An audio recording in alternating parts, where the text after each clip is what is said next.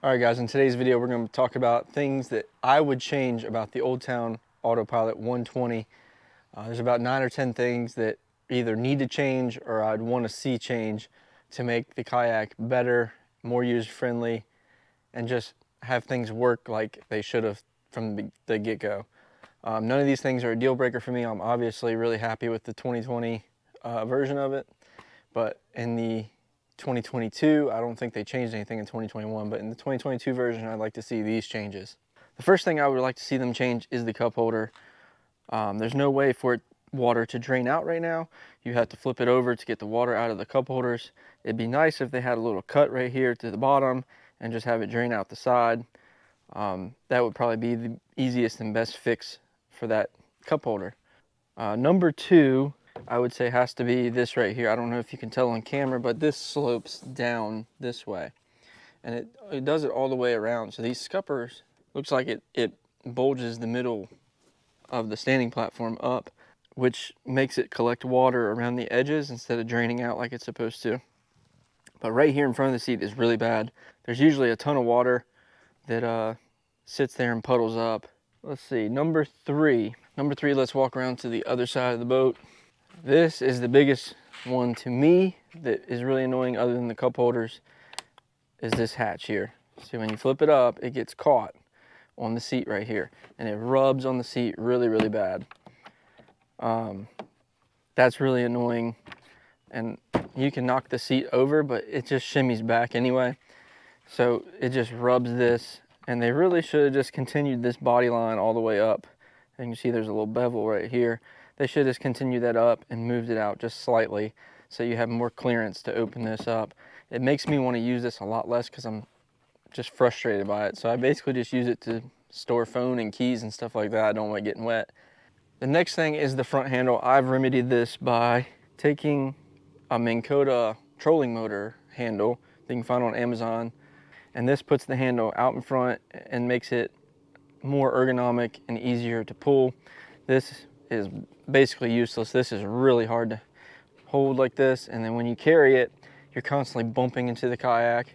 This has helped tremendously, but what I would like to see them do is eliminate this handle completely and make the handle out front here, so that either molded in, which I think they do on the Predator, or I guess now the Big Water, just have it like a squared off, nice flat, molded in handle would be nice. If they can't do that, flatten the nose a little bit up top and put a screw in handle kind of like this out in front.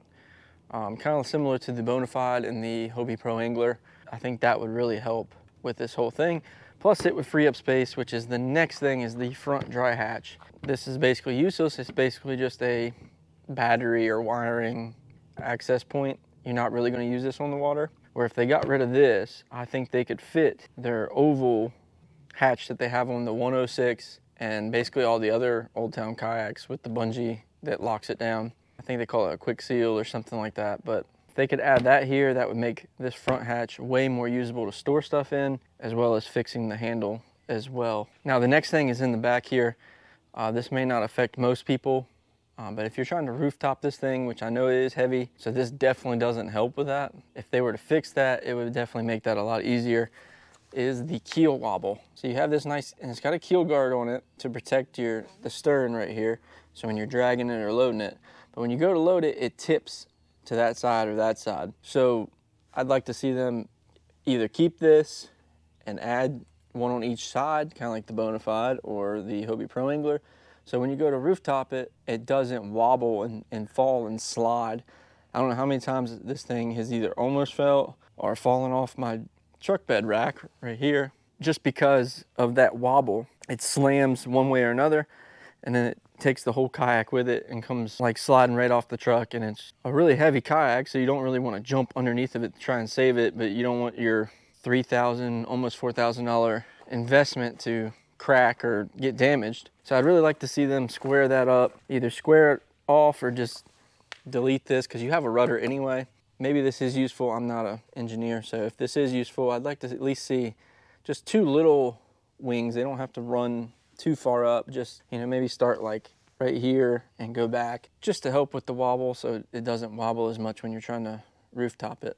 Now the next thing is the color. They only have 2 color options. They do offer a camo in other kayaks. I would like to see them bring that camo to the 106 especially, because I think that would be an awesome duck hunting boat, because the way that motor sits flush with the floor, it's a nice open area for you to store gear and stuff right between your legs, like decoys, or if you have a dog. I think that boat would be amazing for duck hunting. But I'd also like to see the Sportsman AutoPilot series get the camo version as well. I do love the teal and the orange. I mean, those are my 2 favorite colors. A camo option would be awesome for duck hunting or just hunting in general, whether that be big game or ducks or whatever. A 3rd color option, which I think is super doable because they already do it in so many other kayaks, and especially in that color.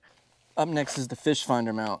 As you can see, I used a piece of ABS plastic that I bent and drilled holes to mount this transducer basically flush up against the hull to get it as far up as possible, because factory transducer mounts that come with your transducer have this thing sitting flush or just below this line right here, and being in the front, it's just going to get knocked and can damage your transducer. I really don't like this solution. I think the best thing for them to do is to take a note from Hobie on this and have it mounted under the hull underneath your seat. They've got a perfect access port for it right here.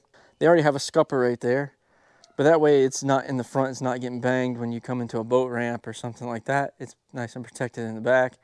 It's under your seat, which is usually the place you don't really drag as much as the front or the back. So I think that's a solution that needs to happen on the entire Sportsman series, not to mention definitely the Sportsman AutoPilot. And the last thing, this is also just a nice to have. This doesn't really bother me too bad, but as you can see, I took this like Marine Matters SeaDek, this EVA foam, and I just cut it into little squares. It's just little scrap pieces that I had, and I cut it into squares so that make the seat quieter and it's not banging on the kayak plastic, and it's not going to damage my hull by having me sit down and just constant abuse on the seat banging this plastic where it can bend it and just wear it. Along with that, I like to see EVA there. I would like to see EVA pad in the back. They did a good job in the front. It works perfect. I really like that, but a matching one in the back here in the tank well would cut down on so much noise when you're reaching around and grabbing stuff out of your tank well. It's not really for standing, but it'd be great for sound dampening in the back. And with a fishing platform like this, it's so good in so many ways, but I think adding that would make it even better, more stealthy, quieter, you know, just all around better, as well as just adding all those things. Those are all premium features, and for something that you spend almost $4,000 on, I think it deserves those premium features. Yeah, I'd like to see those changes done to the Old Town AutoPilot series, just because it's an expensive kayak that you're going to be spending a lot of money on. I think those little nuisances should not be an issue on something you pay that much money for. With that said, this is the 2020 version. I don't know if they fixed any of this stuff in the 2021. I haven't heard anything about it. But for 2022, I'd like to see all those fixed. If they did all of them, you know, it would get me to upgrade, but I still recommend this kayak. It's not going anywhere for me. I still love it.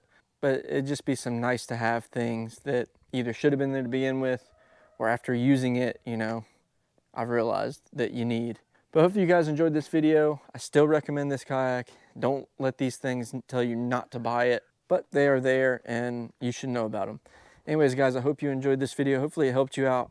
If it did, make sure you hit that like and subscribe button for more videos like this. We're going to be going over a ton of mods that I've done to this kayak, as well as the 106 Minn Kota that is my wife's kayak.